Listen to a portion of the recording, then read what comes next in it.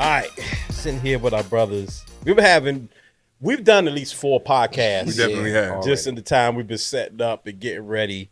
We've talked about so much. Some of it I do want to revisit in this conversation, man. But this is a collab episode with the Black and Victorious Pod. Let's go. Brother Vic in the building. What's happening, What's y'all? up? What's up, man? My brothers. My brothers. Great to be here. You know what I'm saying? My Nice. brothers. I'm happy to be doing this. I'm happy we having this conversation. We've been talking about doing this for a while. Each one of you have been on our show before as individuals. Never as a podcast. Never as Burger Bar and all the things you've been doing, man. Let's talk about the Burger Bar first, man, because that's something that is really inspiring to us. We talk about manhood. We talk about, reaching out to brothers and that friendship piece and all that stuff. We talk about mental health, all that stuff on the show. Mm-hmm. You all cover all of that at this particular event, man. Just kind of walk us through what it is and how you all got started with that. You can tell them what it is. Go ahead. They argue about this Let's already. go. They arguing. By the way, you always had a conversation about Burger Bar first. Let's Go ahead, No, what I'm saying is you tell them what it is. I tell them how it started. Before y'all get started. Yeah, he a Bama already. We can't even. They've been arguing since we got. I love it, man. It's wonderful. I'm telling you, this has been. That's what I say. We've done these 8 shows. Okay, the chemistry is wonderful. Vic, tell us. Yeah, okay, no problem. I got it. Yeah, it's for real. It's. I like to say it is a space of comfort for brothers. Yeah, that's first and foremost, right? Yeah. And it's a opportunity for brothers to be able to relate with one another where there's no hierarchy. Right, so there's nobody in there preaching to you, telling you what a man is. Part of my role and responsibility is to facilitate conversation that is based in that is authentic, and that is comfortable, and we do that through building relational capacity first, making sure when the brothers are coming in that they feel comfortable, and we blend.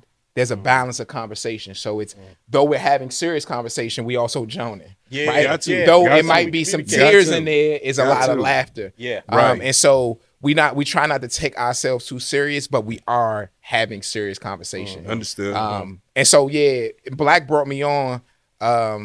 You want to talk about it? You know what I'm saying? Is it okay for you to talk about it now? Segue like you said all that positivity, then you segue negative. Yeah, dog. Because all right, so I don't know how long ago it was, but on my birthday, like I'm really not.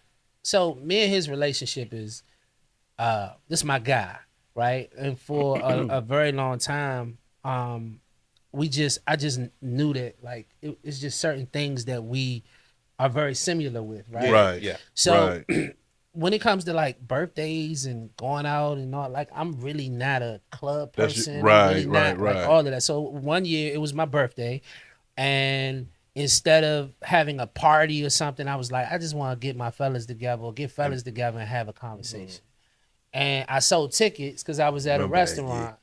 I did it at Kitchen Cray. And so I sold tickets, and I thought, it was going to be 10, 20 people coming. Right, Man, I had a capacity of 50. It sold out. Let's go. And so I was like, wow, people, like, fellas really need this. Yes. Fellas really want this. Yeah. So I did it a couple of times, and it was like a panel discussion where a couple of people, were on a panel, and we were discussing topics around manhood. And it was cool. It was good. But it led me to this because our relationship, as much as he holds me accountable, as much as I see him in the space of facilitation, from being in the school, teaching to creating his own company and going out and, facilitating that, I was like, dog, like this is what we need. Right. We need for it to be welcoming for all men, not you coming in and you listening to somebody tell you how to be a man, because none of us are quote unquote professional men. Thank you. So, I said, dog, you gotta come in with me. And ever since then, like, man, the space it's amazing. Yeah, amazing. I commend you both. You've done, many. You guys have done a lot of press runs. You've been on 4 or 5 and everywhere around here. Larger than that, I've seen the actual impact from the men that have come there, the guys that have done tutorials. You know what I'm saying? Like we talk about this all the time. Even within our own sector, we have group chats where we real life like get to it. Yeah. I'm very happy that for what you all are doing, and just for the fact that the work being done is being spotlighted, because there are a lot of people actually doing things. I think I'm happy to get to a point where now some of these things are becoming, I'm not saying that it's a standard norm. I don't mean it by that. But I mean that like the ideology and the stigma of these things is beginning to turn off, and more groups are doing these things. Like it's not as far-fetched as people think that it is. Yeah. You know what I mean? And you guys are really doing a wonderful job facilitating that. I promise you all, I wanted to get to every one of them. When y'all had the other one, that the snowstorm was there, and Adam can tell you, I have a heck of a time getting the ward off, bro. Yeah. I mean, you gotta take a flight from where we from. Quick story. Yeah. Last time, his bachelor party come out the wardrobe. Oh boy. Get stuck there. Yeah. Because there's no accessibility, there's no nothing. I have to spend a night in this homie's garage until the next day I can leave. There's nothing, bro. There's no cabs accessible, none of that. Go to one of my homeboys' birthday parties.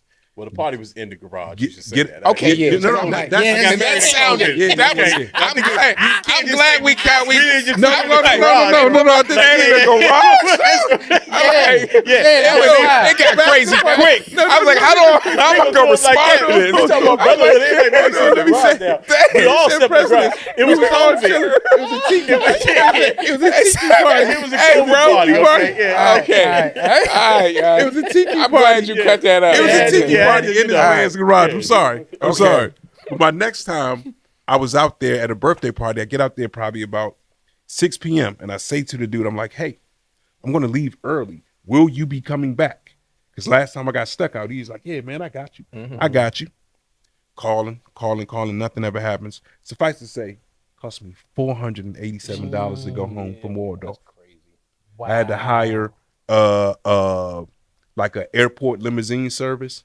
Charged me $487 to go 28 miles, bro. Yeah, so you a G, because I would never go to Waldorf ever again. Yeah, I'm about to say that. And I'm going to tell you the truth. If you come to the burger bar, I'm going to tell y'all how much I love you guys.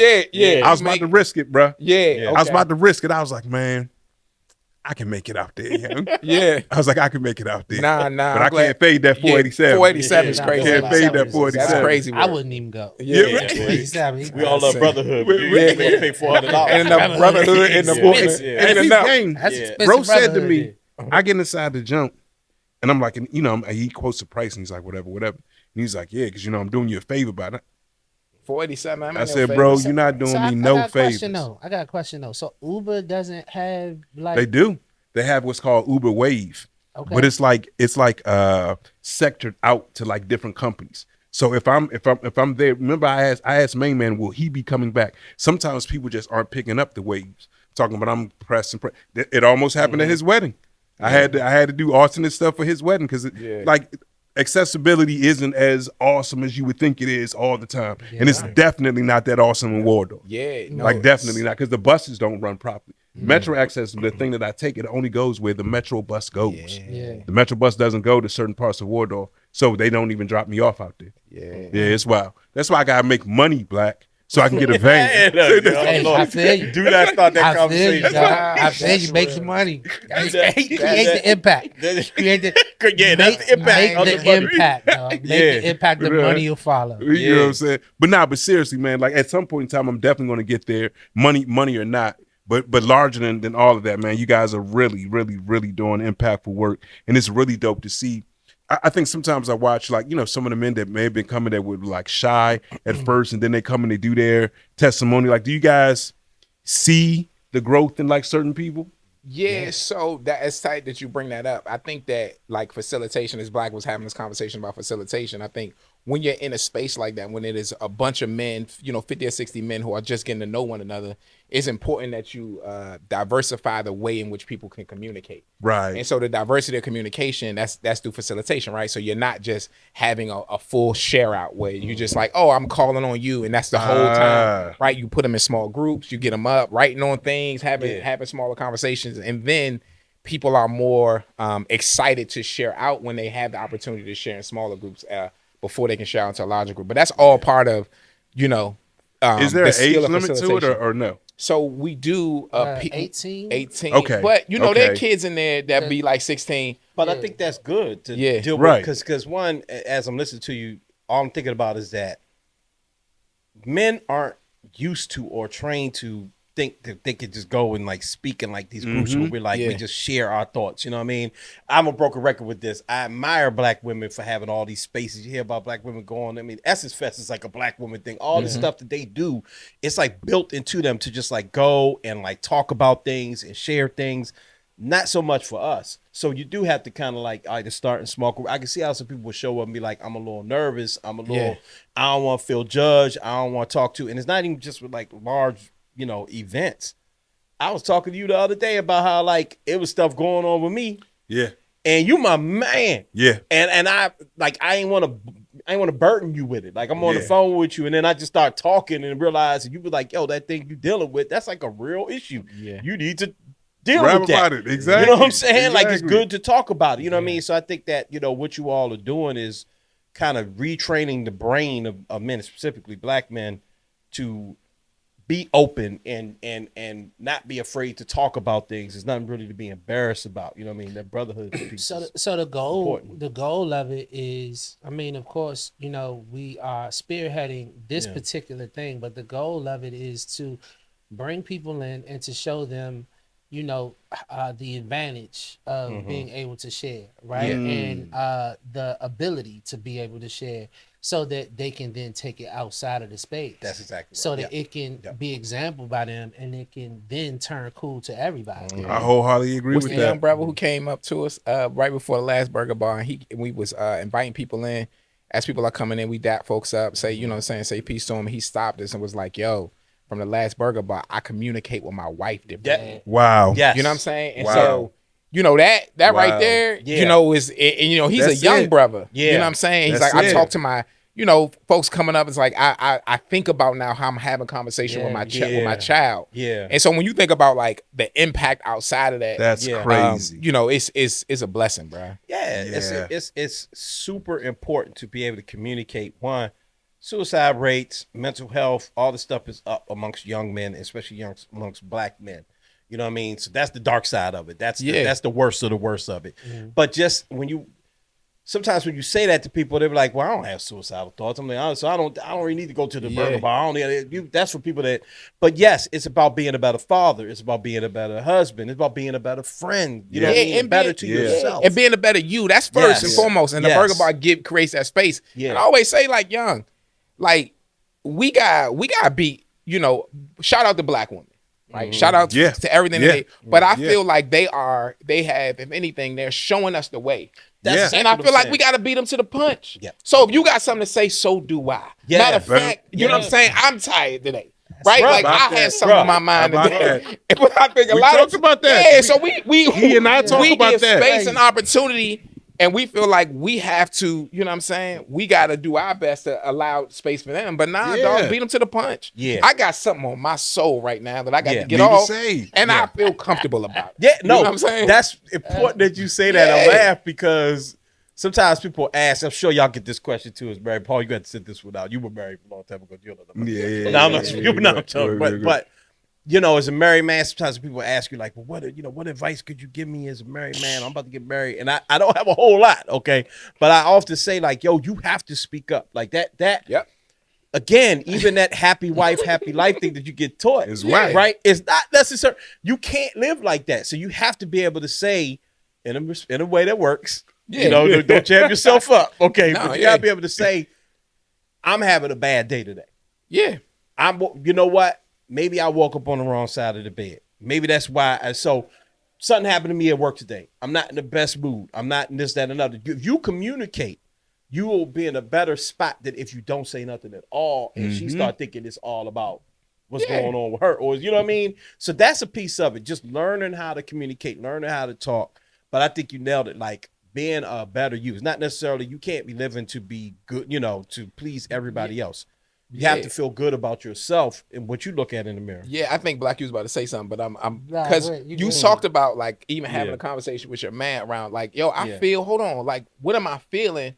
Around this to be able to express myself to my man. Right. And so I think part of it is investigating what emotion is happening in me. Do I feel like I'm not being a man? Do I feel like this isn't masculine? Do I feel like I'm being soft? And so part of what we're trying to do with the burger bar space is understand understand that masculinity is all those emotions. We talked about masculinity is softness. Masculinity is because we got to walk around hard on like, oh yeah, you know what I'm saying? But masculinity is also this opportunity to be able to be vulnerable enough to feel soft and be also vulnerable enough to be able to be like, young, this emotion in me right now, I can tell my man this. Yeah. And it gives me the opportunity to be able to express it to my wife or to my child or whatever I'm feeling. Yeah. And I'm real comfortable, dog. I be crying all the time. Yeah. Like, I drop my son off at orientation, college orientation, and young, this man gave me a peace sign.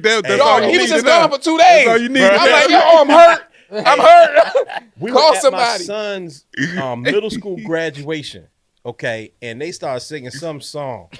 And I looked at one of the little boys on the stage, and the back was teary-eyed. I looked at him, and we just, the whole room, we started bawling, crying. Right. I'm like, why am I crying at this boy's, not even going to middle school, his elementary school? Why are we crying like this? Because I felt good. I was happy. You're a human. You know what I'm saying? I'm a human. These spaces.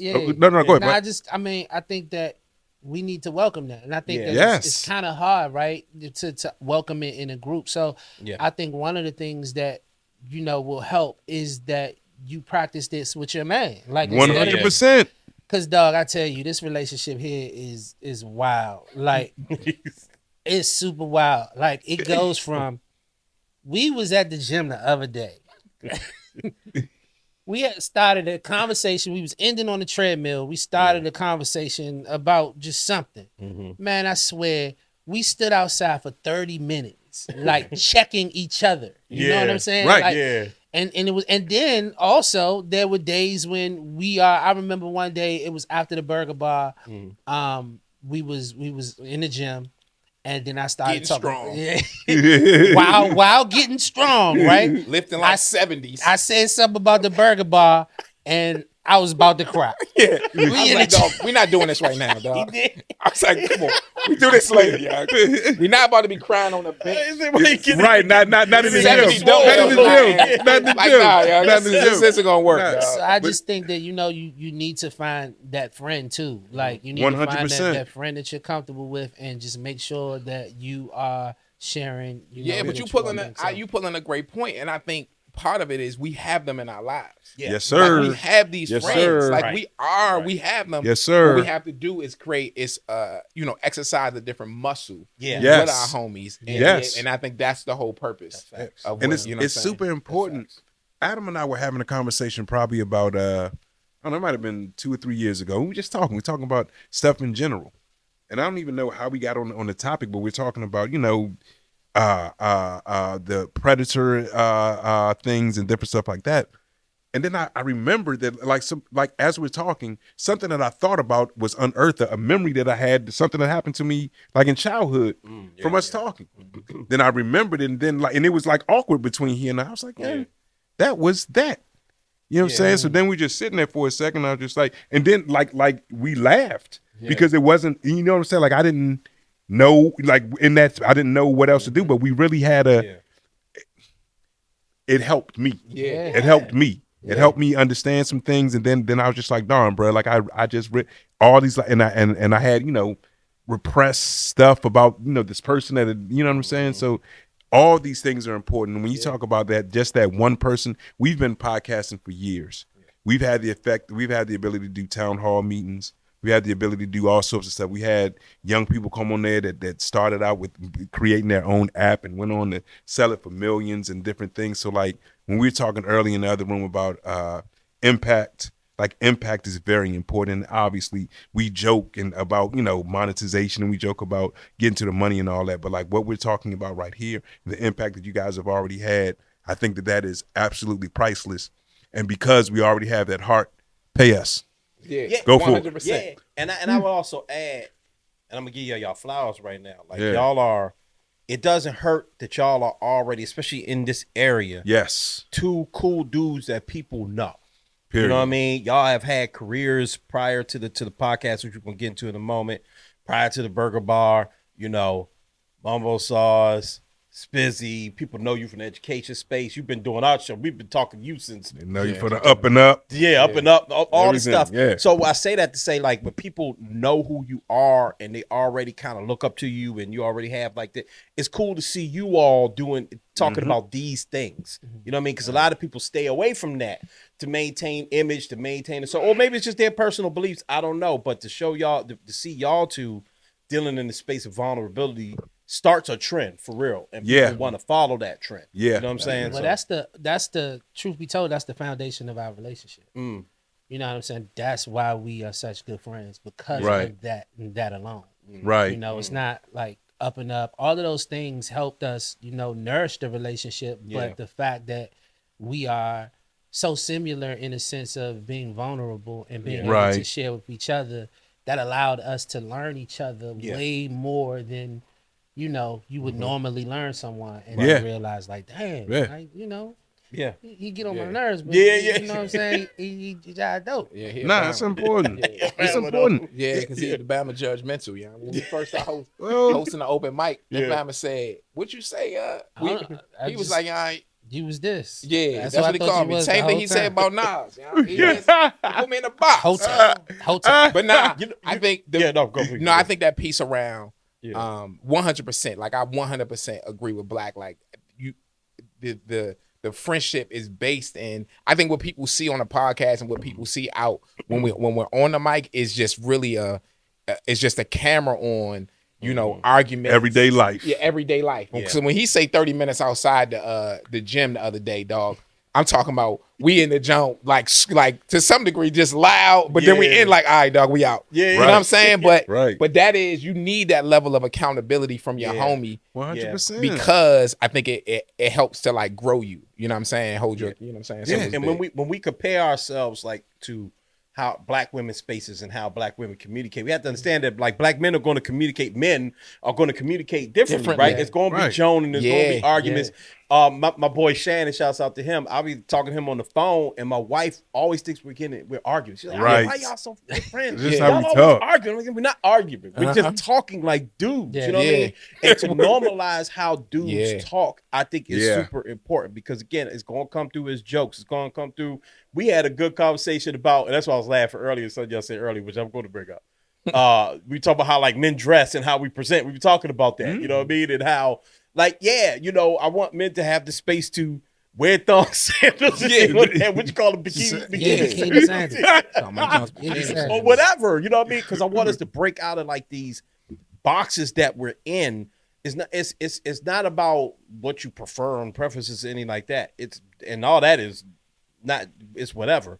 It's about not feeling like you have to impress or live for other people. You live in your life. You get one of these lives. You only get one, okay? And you want to live it as freely and openly as you can. And I'm talking emotionally. I'm talking about your gear, whatever it may be. I don't want Black men to be in these boxes anymore.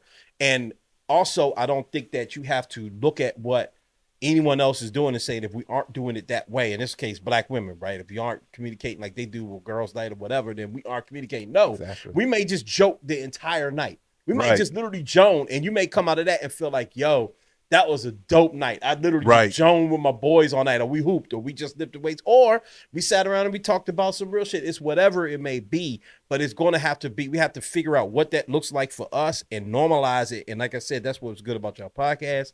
That's what's good about the Burger Bar, is that you're normalizing conversations amongst Black men, so people can see that and go, that looks just like a conversation with me and my boy. That's a healthy thing. I want to continue to do that, and I want to teach my son how to do that, my little brother how to do that. I want to teach my boy how to do that. You know what I mean? Because, as my wife says, some people really be gangbanging on bacon. They don't want to talk. They don't want to say nothing, and then they end up in a bad spot. So I love what y'all doing, man. Thank you, brother. I love what y'all doing, bro. Thank you a lot, man. Normalize that, man. So from there, you got a podcast. And I'm really happy to see y'all in the podcast space. As I said, y'all always come on our show and showed us tremendous respect and love. I appreciate that, man. But the moment I saw you all launch that pod, I told Paul, I called Paul at the biggest smile on my face, bro. I was like, this is really cool. So what inspired the actual podcast between you two? Just the relationship. Well, so I find people are constantly. I think because we just be in such a zone. Yeah. You know what I'm saying? Yeah. Like when me and him talking, like it's just. The camera just happened to be there. Yeah. Y'all really doing y'all thing. Even if like outside of that space, like at the gym, at wherever we are, we end up being loud, and you know what I'm saying. And then we end up being loud, and then we end up getting somebody else into the conversation, right? Like right, all of that. right, So it's right, like right. you know, it's just I find that people are constantly watching and looking, and so it's like yo, like this seems to be entertaining. You know, and we have some things to say that can be impactful. It all works. And so it all works. It just makes sense to create a podcast. Yeah, but I hope I say this right. I think that part of it is that, and then it is the strategy around the podcast, right? Because we know that there's a lot of people who like, oh, we sound good, we can laugh. Yeah, we should do a podcast. Yeah. But for us, it was like, okay, then now what is the strategy?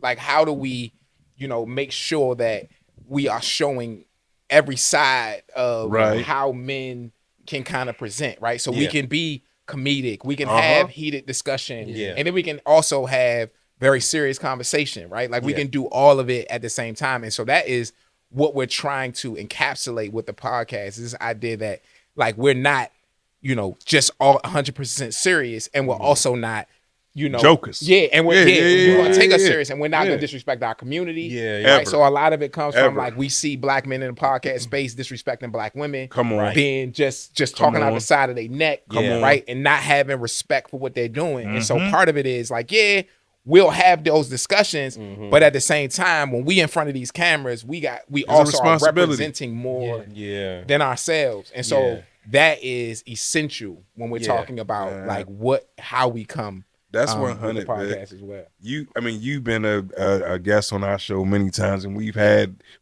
I must say this in bro's defense. Like as the years have, like when we first met, you were more head rappy than what you are now.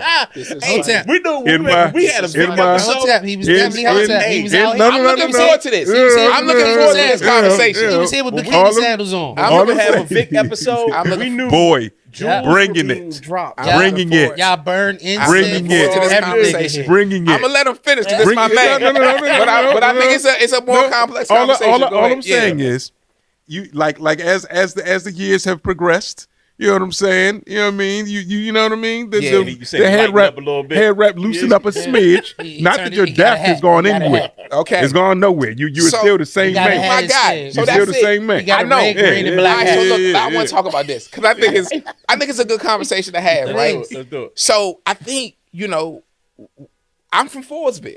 Right. I'm 100. from PG County. I'm from Forestville. I went to Suitland. You know what I'm saying? I think the thing sometimes is I won't disagree with you. It can come when you got a head wrap on, you got dreads, right? Yeah. And you're really smart. You're really smart. So, and I was a history major, right? It come off like that. Yeah. But I also think, dog, I want to hear what this is going to keep. It's gonna be hard because I'm gonna bring up Nas again, right? Let's but go. I think, like when we talk about like Nas, right? It's this idea that people like, oh, he can't make Uchiwali. So every time we come in a conversation with him, we're gonna talk about the conscious side of his rap. Yeah. Understood. If you listen to Nas, he got one of the most like street. Illmatic was one of the most, you know what I'm saying, iconic albums because of. But I think sometimes what we do is we in the box. We do. Well, no, not we invite what's comfortable and what we see on the surface of people sometimes. Understood. So, for example, we see black, right? Mumbo sauce guy, right? Like We're gonna talk to black about. I feel like you about to be disrespectful. I know. I feel like you about to divert. So I feel on the like you about to surface, divert. so on the surface, just we because you had on the bikini. surface we can talk about black glasses, right? Because that's what we see. So we just gonna be like, oh. His glasses, right? But he's more than his glasses. 100%. Right? 100%. That's all I'm saying. There's a real man. There's a man behind those glasses. You know what I'm saying? Look at that. The glasses can distract you. Right. He's more. Right. No, and you know what, Vic? I think you made a good point because you know what? That's both not about black glasses. Not about black glasses. But about people's perception and what reality is. Because understand, And he's 100% serious. Yeah. When niggas had a serious topic and niggas wanted, hey man, let's Vic. call Vic. Hey man, And I loved him because that's what we were, you know. And our show got that stereotype. He was for a Dr. minute. Umar before Dr. Umar. We did. Nah, he ain't never been He was Umar. Dr. Umar. He ain't never been Umar. Dr. Umar.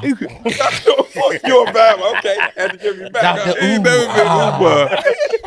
But Okay. that's a good point, man. Perception and actual reality. You know what I'm saying? Because like really, not that was like in our mind that was your only role or anything, but when Not to, yeah. to his defense though. I mean, because so hosting at Up and Up is where our relationship, you know, is where I first met him. Yeah. Right. You know? And when we first started hosting Up and Up, I was like, I wonder how this gonna work because you know I'm like, I guess the comedic relief, and and I would always say he always this. Yeah. But then as we started hosting, I was like, oh, I get it. like he just looked like Nefertiti brother, but he real. Hey, But You better call me Nefertiti, bro. Hey, you know what I'm saying? He act Okay. like Said that man you know look like he from King the Solomon. block. Nefertiti, You know bro. what I'm saying? Crazy.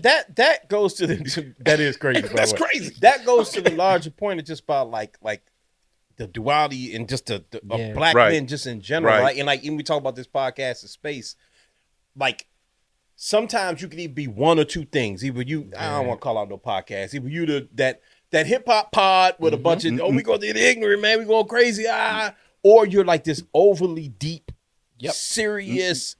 Only about the community, this, that, another, and it is difficult to be able to show all of your spaces, right? So, and that's the challenge, you know. But that's the objective. That's it. Yeah, It is. But that's not only It that's the is. thing. That's not only the objective of the podcast. That's also the objective of the Burger Bar. yeah, You know what I'm Right. saying? Yeah. That's also Right. the objective in the way that we live in general. Period. You know what I'm saying? Yeah. Period. So it's not like all of this. It mirrors our relationship. Yeah. And In it, our it actual mirrors life. who we are as people, or who Yeah. we are, who we present to the world. Yeah. You know what I'm saying? Yeah. So yeah. No, that's facts. And That's the way we've always carried things. Like I said, you first up, Black. You've been on a couple times, Yes, sir. Vic. That's the way we've always hold carried on, what things. y'all call me for though? To Oh, for that ignorant shit. No, it wasn't for the head, bro. We need something ignorant. We call black. Call Black. Hey, we gotta talk that shit. Let's call Black. That's funny, guys. Nah, I I call really, like, honestly, bro, you are one of the most creative brothers that I know. Like the things that you come up with, like even in how you propose to your wife, even in your. I can ask you this, and I'm glad that you're here. You have a band, obviously, Mumbo Sauce, right? And you guys do a host of original music, correct? Yes. You like your verses, bro. Like, yeah, let me watch myself. Everyone spits. There's so many wonderful lead mics around here, and wonderful. But everyone doesn't have original material. Yeah. Like, was that something that you always thought about? Especially in that go-go space. Yeah. No. Okay. I mean, I was influenced by go-go just like everybody else. So I wanted to be them. You know what I'm saying? That's when I was younger, I wanted to be that, you know. But before rapping though, I was singing. Okay. Like I was a singer. I started rapping after college. Like in college, my senior year in college, I was challenged to write a rap. And I wrote a rap, and you know what I'm saying? I'm like, oh, you know, you've been going ever since. And since then, I've been rapping. And then, you know, since then, I've been wanting to be creative with it. Understood. So I've never wanted to be a quote unquote go-go rapper rapping other people's stuff. I've never wanted to be that. You know? I'm with it. And you don't. And you have one of the largest DC anthems that there is. Oh yeah, 100%. Like, come on, man. You 100%. literally have a stadium anthem. Literally. Yeah. I gotta remind this Bama of that. Like, Literally has yeah, one. You Yeah. talk about vulnerable. I be having to remind because this Bama, nah, he blown. Oh, that, You know yeah. what I'm saying? You see, Let that man give you your like, flowers. yeah, I be man. having to remind him because he, you know what I'm saying. Sometimes when you are moving through and like being creative, and we got all, and you want, certain things, you want to be make. Sometimes you can't see what you've done. Yeah. Right? Yeah. Like when you are in In life, the middle of you it. just like Yeah. you just out here living life. And so I be trying to remind this Bama like, dog, do you know you wrote Welcome to DC? You do did, you know bruh. that? Yeah. Like, do Bruh. you know you wrote Miracles? He'd be like, no, Hey, Black. When I be in the stadium and that joint come on, bruh. They play it, bro. Hey, bruh. the pride, the like everything, because Bama's be in that joint rocking. Yes. Like rocking, like that's history. You are DC history, bro. I appreciate that. Yeah, I'm about to say, but you better say thank you. You know what's crazy though? You know what's crazy, and I think that the Burger Bar helps with this as well. Is that like sometimes it makes me feel uncomfortable. Yeah. If I could just be real, you know, when we're talking about vulnerability or whatever. Yeah. Sometimes it makes me like I to be honest, if I'm in a space, like let's say I'm at a cookout, you know what I'm saying, and somebody plays Welcome to DC, and now everybody's attention is on me about it. It makes me feel uncomfortable at times. You know, I don't. That's an honest thing, though. Can we about to say that's a fact. I didn't mean to say this. Yeah, you said it, bro. No, because I'm with you. We should unpack because it speaks to the bigger conversation about vulnerability, about giving our brothers flowers and people being able to accept flowers and praise. Like we need that. That's something that we could do this activity. It could be a little simple. It's called the 5 Why protocol. This is when you go why. Well, yes. So you talk about uncomfort. Like why do you feel like you're uncomfortable? I think because everybody's looking at me or everybody's expecting me to do something in that moment. Okay. And like everybody, like you expecting me to smile, you expecting me to like dance or sing along with the song or something. I just feel like you got an expectation at that moment. And why does expectation? Expectations make you uncomfortable? I don't think we're gonna get to the 5th one. I'm just letting you know. I don't think we're gonna get to the 5th one. You didn't even answer the second one. I'm just telling you. You didn't answer the second one. So the second one, I don't know. I don't know why the expectation makes me feel uncomfortable. I think because I don't know. Like, so okay. I think because when it's a performance, when it's a show, it's something different, right? Yeah, like I have no problem jumping around and doing what I do. You know what you're there for. Thousands. It's like, let's go. You know what I'm saying? But when I'm right here in front of and you looking at me like, what you gonna do? You wasn't there to perform. You feel like you're putting on a show and you're not being authentic.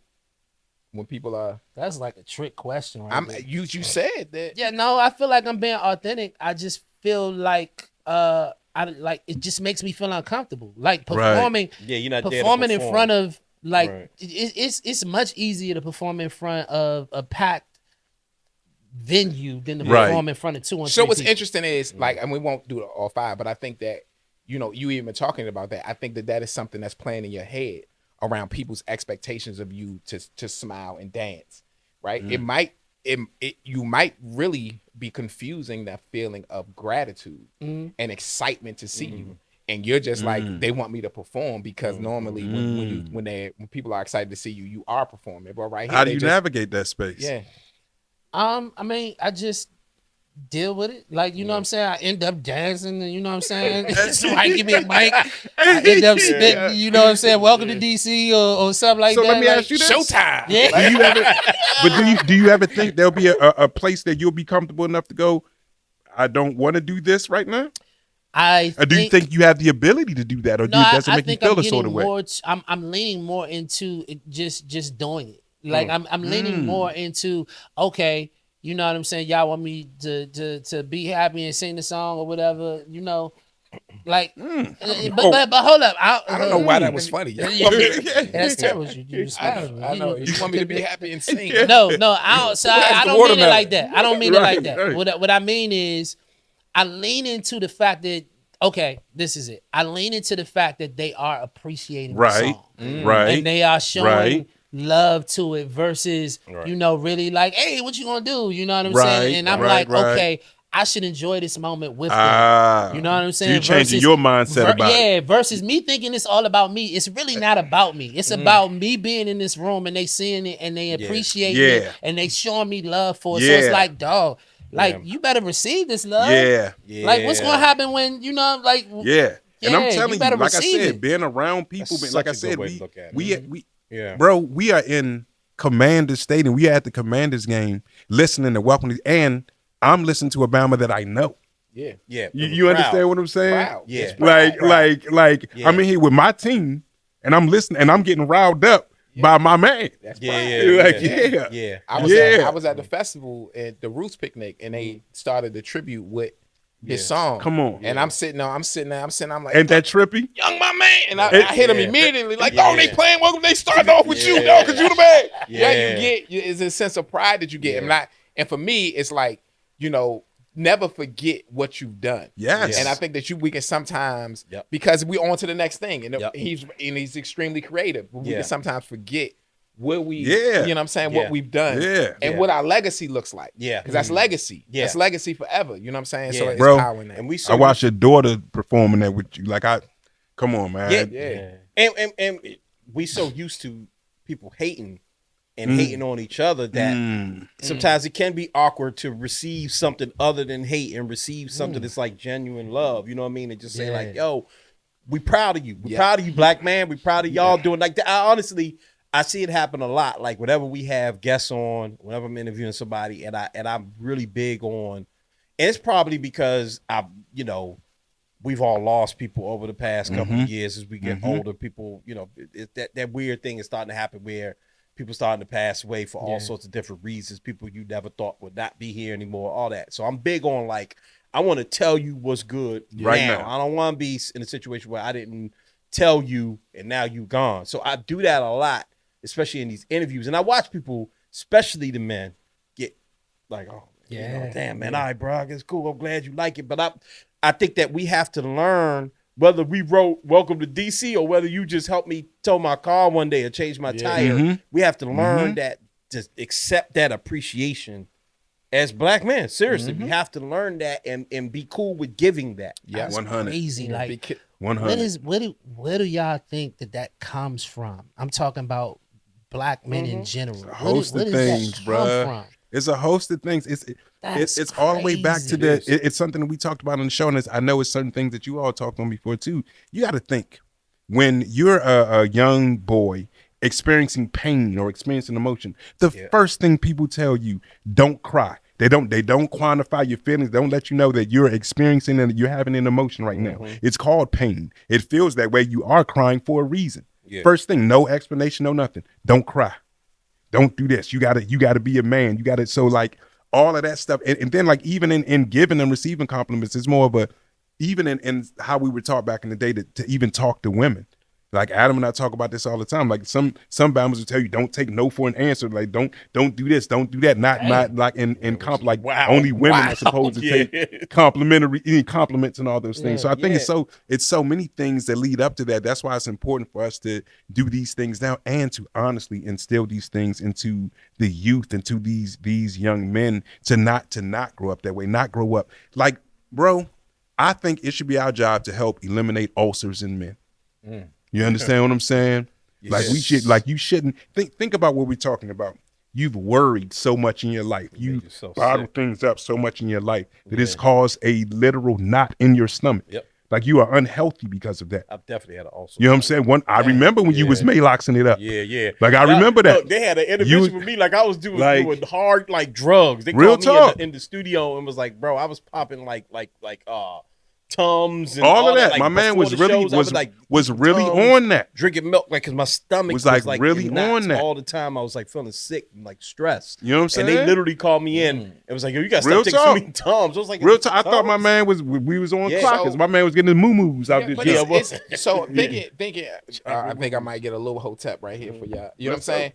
But I think the conversation bring them back. I think, you know what I'm saying? Bring them back. I think it's a lot of things as black men we got to consider. One is that we are existing. We are in America, and we have always been the biggest threat to white supremacy success, right? So a lot of identity around who black men are and how our mindset and how it has been shaped or molded has been created and designed by white supremacists. Yes, sir. We always got to make sure that we start there. Yes, sir. Before we just start blaming black men for everything else, right? The second thing, I think a major component of like our ability to be able to focus on the good is that I think that we have an oversaturation or overfocus on the negative, right? Like I'm going to focus on the people who are not liking me and the haters more than I'm even thinking about my own success and my own ability to be able to be successful.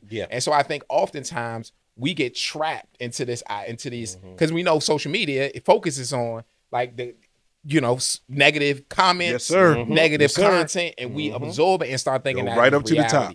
So I think part of it is training our brain. Like I'm very big on like Black knows. I'm very big on. I do not watch television. I don't watch a lot of shows that come on because I know the psychology of what it does to our brain. And so I think for us, it's very important that we are playing, though we are doing offense around like making sure that we have gratitude and we doing those different things. We also are playing defense and not allowing some of that stuff in so it doesn't become part of our makeup. That's so that when somebody says something, you know what I'm saying? We're doing both things. So let me ask you that you brought that up. I'm going to ask both of you all a question because like Adam was talking about earlier, we were talking about the Young Miami situation and ideology and songs and all that. So for you, Black, in addition, you are an entertainer. You understand what I'm saying? Now, mind you, you aren't a ratchet entertainer. You're a great entertainer, but like I thought you called him ratchet. No, not in the least bit. Not in the least bit. I said you're not. You said you're not. Okay. Like, jury's still out. You know what I'm saying? But like in essence of what he's saying about the things that we absorb in our minds and all things, do you think about that incongruency to any art that you do? No.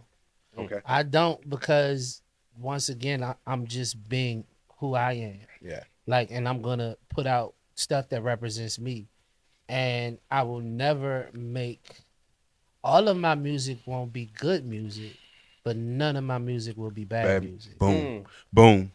I like that. Yeah. And I like that. I mean, it's who I am. Right. You know what I'm saying? Right. I like that. And yes, I don't. Yeah, that'll never happen. And in that, a lot of pressure just across the board in podcast space, in music or whatever. As Black man, is what I was alluding to earlier. That like you could either be either or. You could be crazy ratchet, or you just got to be like the most educated, straight laced, bow tie wearing, power to the people. There's no middle. And I think a lot of times, we don't feel like we can have a middle. We can't be ourselves. We can't, because a lot of times when you define manhood is about like what you don't do. You know what I mean? And I think that we have to open that book a little bit more so we won't carry all that pressure to just be trying to do the right thing and say the right thing all the time. I think to your point, I just want to be clear that this is I'm going to represent myself. Right. Right. Yeah. However, there are certain portions of the ratchet world. Yes. You know what I'm saying? Yes. That I may enjoy. Yeah, we live in there. Yeah. Right. But right. I don't even know like for that. Like that, like I feel like that needs to be a conversation. That needs to be invested. What is the ratchet world and what isn't the ratchet world? I mean, y'all were talking about the Miami, the that particular song is like #1 or whatever. It's huge. Right. Now you can play it at a club or you can play it wherever. Right. And a woman who is a CEO for a Fortune 500 company or someone who is the head of HR. Yeah. Is dancing to this. We'll get the jamming to that, John. Yeah, it's dancing to the song. Get the jamming to that, John. Like, but should they be? Should they not? Like, where do we draw the line? What do we? Bi, you looking at me crazy? Like, you got something to say? Well, no, I'm just listening to you. You sure? Now, the way you just looked at me. What's your thoughts on it? Yeah, I definitely felt judged. You said, the song crank. Yeah. Song crank. You can't deny the fact that the song crank. I think that the thing is that we always got to be thoughtful about is, for me, what be on my mind is like, I am my own person, right? But I'm also, anytime that I'm in front, it's just like me not cursing in front of children and elders, right? I might curse. Right? I curse, but I don't curse in front of children and elders. Yeah. Right? There's the responsibility aspect of it all, right? So even if I'm listening to certain music, like, I'm doing this, but I gotta make sure that this young person understands their worth, and that, and so sometimes I gotta be a little bit more. I have to be. That is the. I don't know if that is the responsibility of adulthood, and also the responsibility of Black manhood is that we are responsible for our hood. And that is first and foremost. So though I might listen to the song and I might have a complex conversation with a child about it, I'm not going to celebrate it in a way in front of them that gives them false ideologies about who they should be and what they should be. That is, and I feel like that's the responsibility. I agree with that. I think it just welcomes conversation. I just don't think that everybody takes that responsibility, and I think that that's what the issue is. Exactly. Oh yeah. So how do you do that? Like, we're sitting here talking about how we can have men be more vulnerable and have these conversations and all of that. How do you get a community to be more responsible as it relates? There we go. to This is beautiful, and I got to respond to this because this will be turning me up a little bit. You just sat up. Because we are doing it. It is happening. We've been doing it.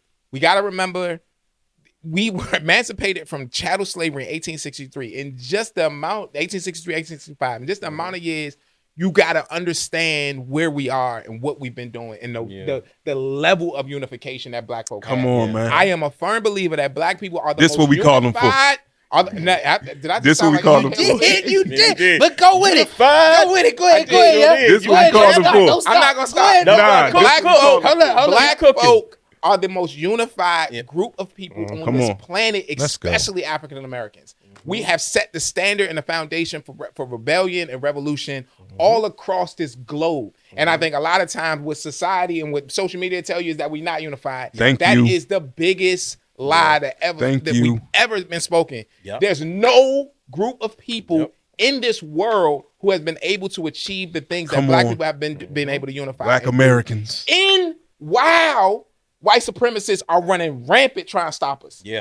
Running rampant, building laws, and they doing it still to this day.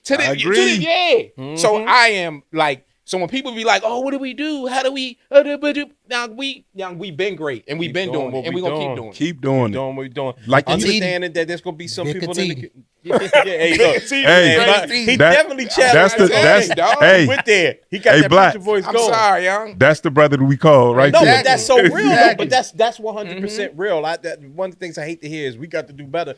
No, we're doing this. So many of us doing amazing things. Again, going all the way back to how we started this. You all are holding. What are y'all doing? Monthly? How often y'all do the burger? Quarterly meetings with black men that is focused on them sharing their opinions, their emotions, their feelings. That's teaching. They got men that are coming out of it going, I left this space a better man than I came into it. That's the work. That's the piece. And I want to be clear. That ain't happening in the Asian community. I don't feel like. I don't know. I'm not in the Asian community like that. But what I know is that them they're not focused on finding their emotions. Right. Like them white, they're not. You know what I'm saying? And so I think that we gotta be able to be a little bit more thoughtful about what's happening. We gotta give ourselves more grace. You know, and everybody needs to be able to. You know what I'm saying? That's one thing that we literally focused on. And you know, the show has evolved into what it is now. But even back when it was strictly mainstream radio, we focus on presenting conversation for a purpose. For a purpose. You've been on many our panels, Vic. Like we were in, and it's so great because, you know, I can go through some of the time we've made movies about the civil war between black men and black women, and I can even go back to that and listen to some of the things I said and how much I've even grown and evolved from that place. You know what I'm saying? So like, to your direct question though, Black, like even with that, with the music and all that, my son is 27 now. Adam knows my son has listened to whatever the heck I've listened to since he was small. I'm talking about Big L. I'm talking about some of the craziest stuff, but I talked to him about it. I explained to him the difference between entertainment and real life. And I know that every child doesn't have the ability to have a direct hands-on father. And I'm not even saying it like in the old adage that no fathers are. I don't even mean that. I mean that I don't want to be irresponsible in saying that all that has to happen is for parents to talk to their kids. I don't mean it that way because everybody doesn't have that advantage. But one of the things is just that directly from us to our family and from our family to the community. And like Vic was saying, we've been doing it. Like we've been in the space with Avery and the fellas and all those guys when we doing stuff down at Hart Middle School talking to the young boys. Like that's why sometimes myself and this guy, we push back on some of these narratives, bro. Like we push back on them because even when we talk about black fatherhood right now, the most involved group of people, bro. Amen. Period. There ain't like many that. better fathers than me, dog. We like I'm gonna give it a buck. You know what I'm saying? Like, I'm just being period. man. Yeah, Like, we've been like that. So we've like, been that way. The fathers I know are all up in their kids' lives. Come doing on. what they got to do, and have been for It years. have been for years. It have been for years, man. Y'all heard that our marriage rate went up 20%. Come on, bruh. Come on, bruh. Like I want, and I'm happy that we can sit here and celebrate those things. But I'm even larger than just the four of us doing this. I'm happy that the four of us know that we have other sector of friends doing this. And then in my mind, when I think about that, I think, darn, if there's other Bamas doing this in other cities, and if there's other Bamas doing this in other places, you understand what I'm saying? Yeah. Like, it's very encouraging. So I think that it's important for us to keep doing the work with our families and doing what we're doing in our community and dispelling some of these myths. And Aubrey Tosin, I was looking up the book, but when you go on, I think Aubrey Tosin, one brother who spoke on one of my panels when I was at Oxon Hill, he wrote a book called No BS. And it's a conversation around bad stats. And he's Let's go. I think he's out of Howard University, but that's a dope book to read so that we're able to deprogram these ideas of like we believing everything that they say. Shouts out to James Morton too, who makes a lot of films about this as well, man. And understand that black people are not a monolith, and black people have different experiences given what community they may be from. Southern black people have a different experience than northern black people. Yeah, and that's so funny. And you know what I mean? So like we can't expect everyone to act like and think like me or you or you or you. That black men that aren't married doesn't mean that they aren't as valuable to the community as us black married men, or black men that aren't fathers. That doesn't mean you're not valuable to the community or whatever, right? So like we can't just say, oh, you got to fit this uniform. If you don't fit into this uniform, then you're not a solid black man. You're not a solid person or contributor to the community. That's not the case. You just got to be the best person that you could be. You out there singing the Young Miami song. I mean, they ain't got nothing to do with the human you are. Okay, Right. nothing. Right. You mentioned what you grew up listening, what Anton grew up listening to. Bro, I listened to I grew up in the gangster rap era, bro. Yeah. Music in the Snoop, damn, E40, all the craziest, man, No Limit, all of the wildest shit. And I didn't necessarily need that, not that what you weren't doing, but your son was valuable. I didn't need to have a talk every time I listened to the No Limit catalog or the you know what I mean, or the Jay-Z catalog or whatever. It's just my community around me helped me understand what's right, what's wrong, what's valuable, what isn't. And we keep building those communities like we've been doing, we'll be straight. Yeah. We'll be straight. We always gonna be straight. Yeah. Stop letting people kill us and going on trips with arbitrary people. Oh, we gonna talk about that next week. We're gonna talk about that next week or the next episode. Just a little ping for you. Yeah, watch your six, man. So I don't know. We're running short on time, so I want to make sure that we talk about what's next.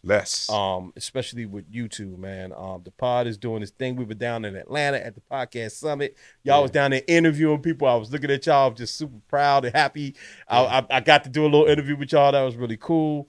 What's next for the pod, man? Where do you see it? What's your goal moving forward with the podcast?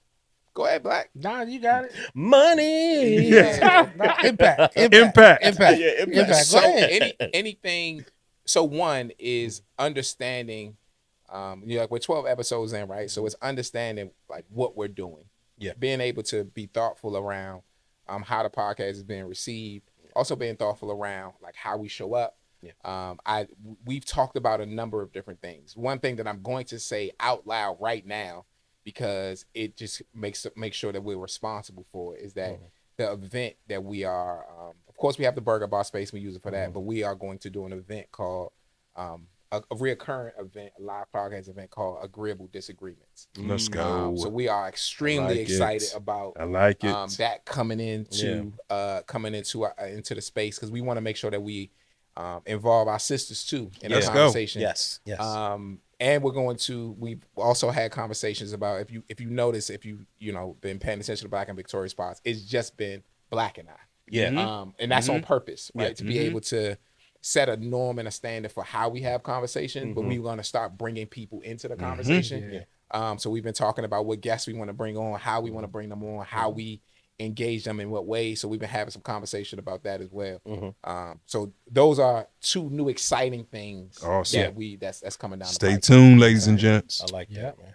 Yeah. What else? Set it all. That's it. Hold on. Just so we can make some impact and make some money. You know what I'm saying? So it is also because, right, like you think about impact and money, like this does take time. It does. It takes time out of our week. We both very busy. And so part of it is that we have to make sure that we are with fathers, with husbands, we a lot. So like, dog, if I'm away and I'm spending this time, it gotta be worth it gotta be worth it. Yeah, but I joke all the time about the impact and money thing, but I mean, everything is based off of impact. And I'm a firm believer that, as long as you are creating the impact, the money will follow. Yep. You know what I'm saying? What? Did you just say that? Oh, yeah, he listening, bruh. He listening. He listening. I listening, bruh. Y'all know we and almost all of that, dog. we almost just listening, rap. bruh. We almost just rap. Just now. Please don't mess up these people's set. Y'all All right, y'all none really of want this. to get a clip? They're not gonna fight. Don't worry. We might have a real clip go viral for real. I always believe that. That's the first time you've ever said that in your life. Say the words about money. Look at that. Yeah, see how we brought them We together. going somewhere. That's what I'm talking about. Look at that. How we do, man. Had an epiphany out It's this all show. because of us. You know what I'm saying? Come on, man. You see how we facilitate the stuff, bro? Hey, shout out to you, bro. Shout outs to you. You know what I'm saying? For making that happen. You know what I mean? That's what I'm talking about. What's next for y'all, man? That's what I'm talking about. Man, we growing, Everything, man. bro. This is a comeback for this show. So we were off air, for people that don't know. We were off air for how many years, Pete? 10? Shoot. It was a long time. We ended the show in 2018. I became a grandfather during that You became time. a grandfather. I got married, had kids. Every time y'all say 2018, 2017, and y'all say 10 years, I'm like, it was last year. Yeah, it feels like it, though. It does. It And does that's feel the like it. pandemic It and does all feel that. like Real talk. Yeah. But we ended the show in 2018. We decided to bring it back. And we've been through a couple of transitions already. Growth moments with this show. Yeah. We had a co-host leave. We've been really rocking with Nargis. Shouts to Nargis. She'll be obviously on the live stream. So we're building the show up, and we've been live streaming the show, which is really good. And I think the big thing for us is to get into live events and really just figure out the best way for me is to, I'm very proud that we're coming up on our 1-year anniversary next month. Sir. That was a milestone for me. I figured if we could get through a year of this show, Keep it moving. then we are solid, and we're about to hit a year, and I'm very proud of that. So from there, we're going to start figuring out how to monetize this thing more, and really hit the community more. While still having impact. Right. Yeah, I mean, no, but one thing Paul said. You gotta say that because he was cringing. Yeah.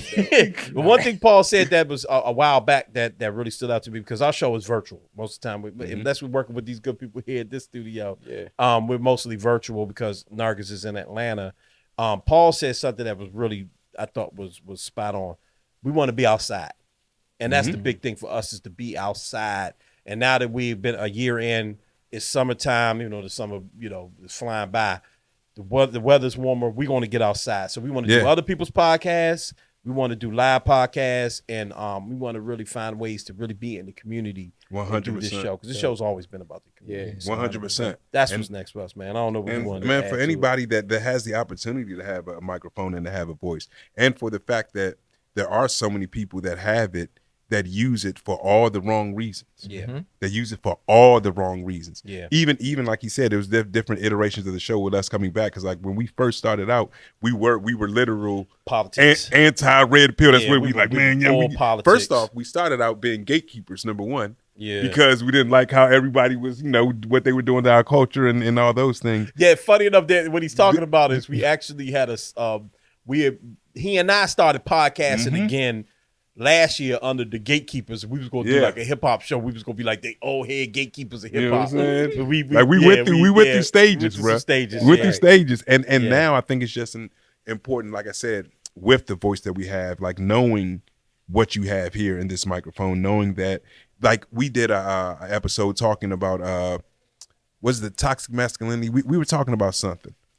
It was the thing we did with Cheyenne Bryan and all that stuff. Yeah, the Cheyenne Bryan. And the messages that we got, bro. Yeah.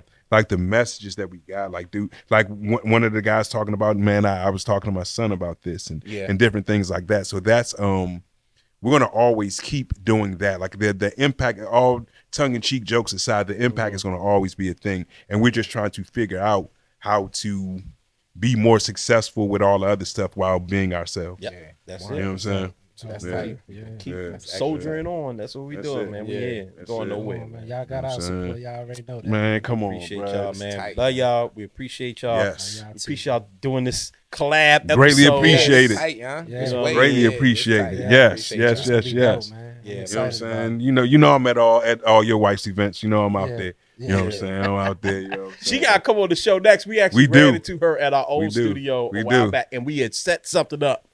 And then the studio closed, so we never. So I get back. Remember that. Yeah, messed us I remember that. Yeah, we got you, young lady. She always down, man. Come on, man. Come on. Folks, man. Beautiful, beautiful, beautiful. All right.